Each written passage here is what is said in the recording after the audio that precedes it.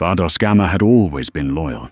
An agri-hive world, its spires fed the sector with grain and coarse starch, its manufactoria forged plows, hab units, and the occasional low-yield lassel.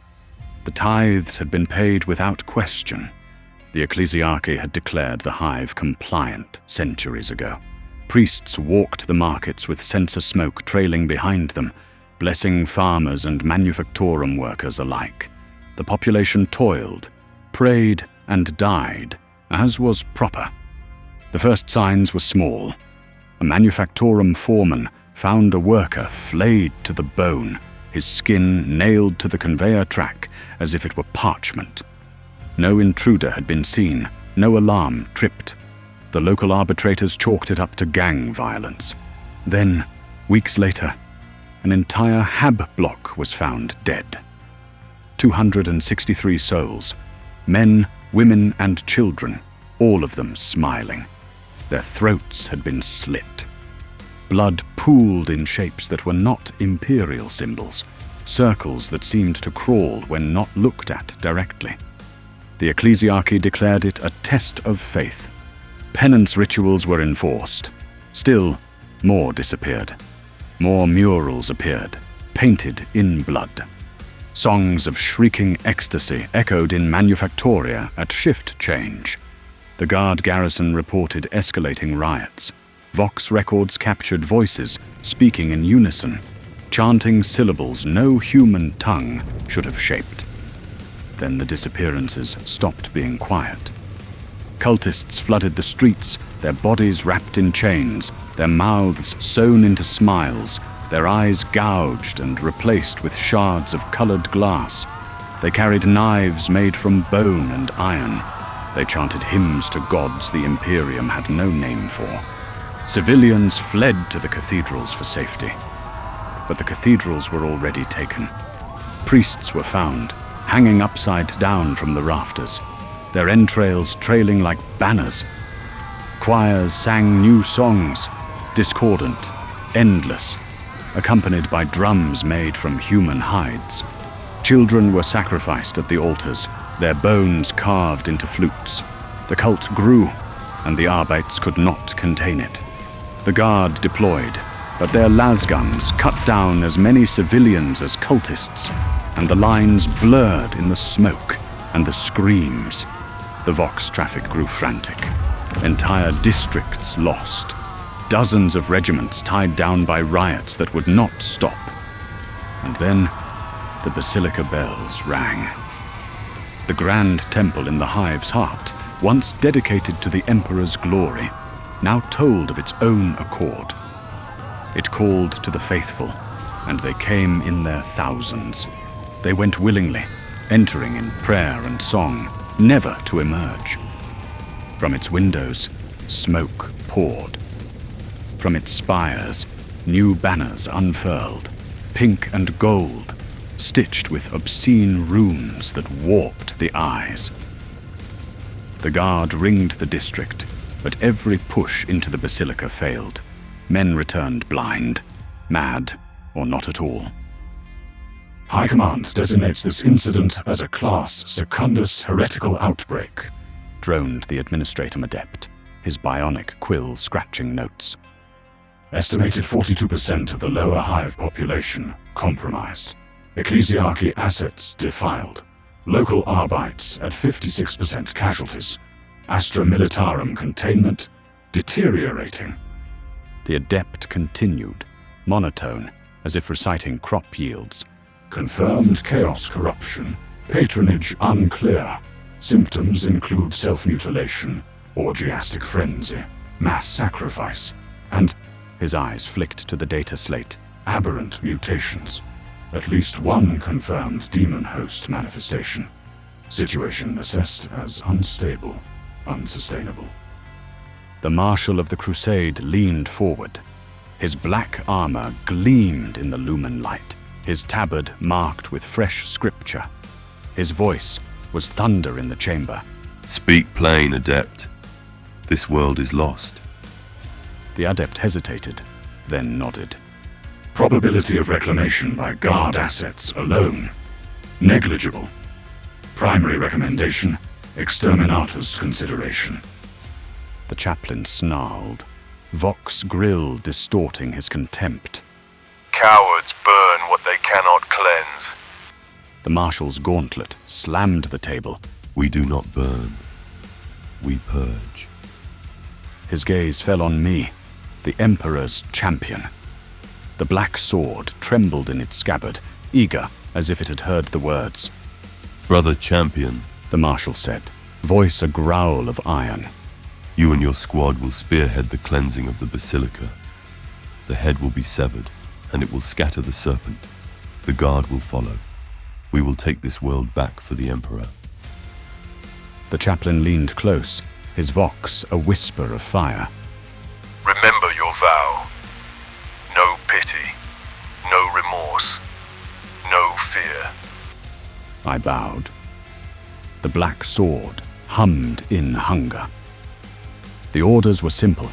The orders were always simple. Cleanse the basilica. Kill the cult. Burn the heresy. None of us yet knew what truly waited.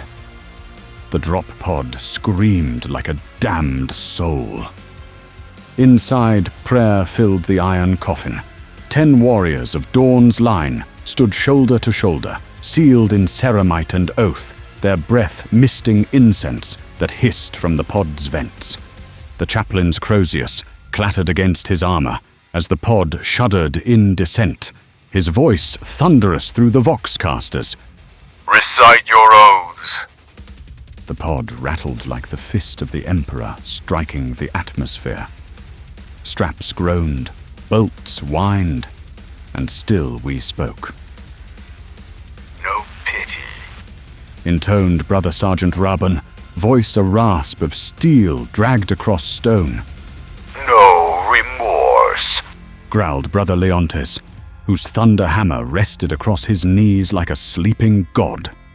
No fear. Whispered the neophyte Kalos, his young voice trembling, yet firm, carved into place by faith. I, the Emperor's champion, clenched the black sword and said nothing.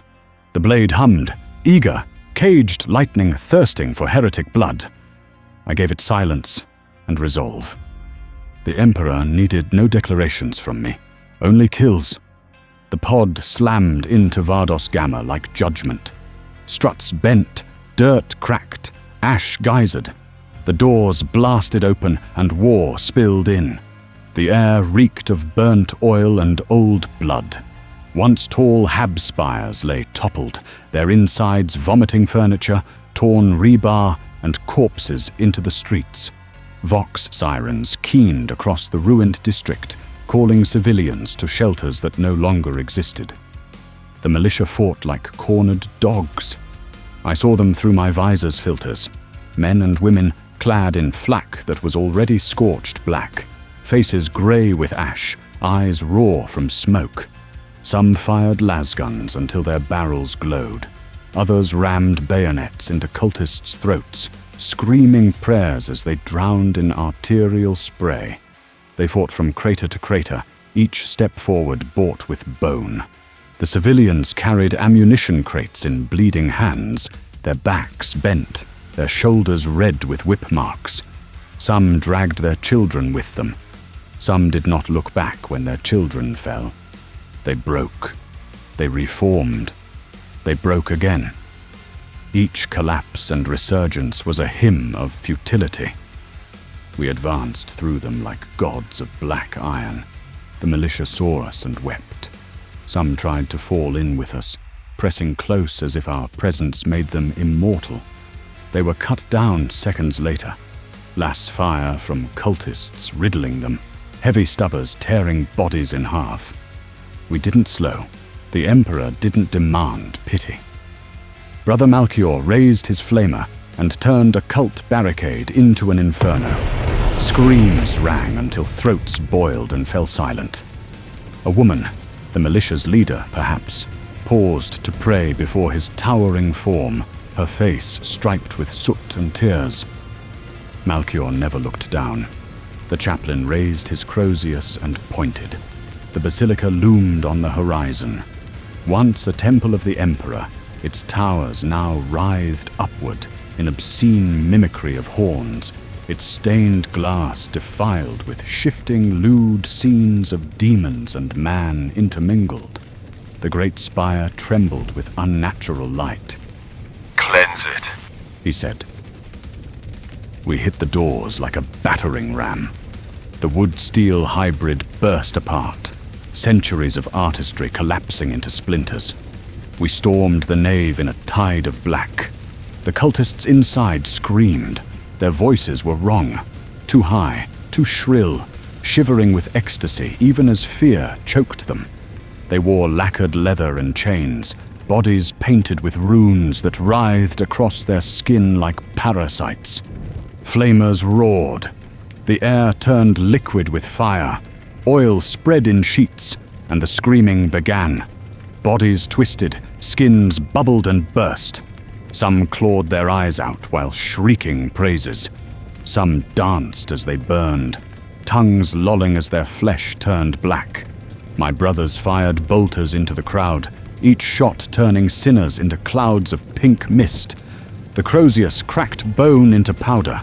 The black sword split a man from clavicle to hip, his entrails slapping the floor like wet ropes. I felt no elation, only grim duty. The altar burned.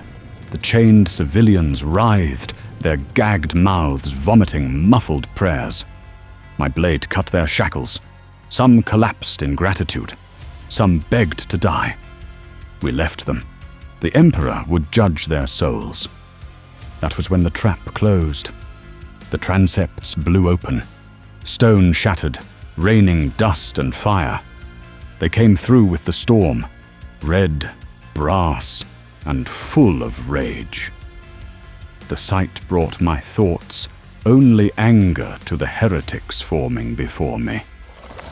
World eaters, they charged like meteors, chain axes raised, their vox grills vomiting laughter. The basilica trembled beneath their boots. Brass-trimmed armor bore scars from 1,000 wars, gore caked in ancient layers.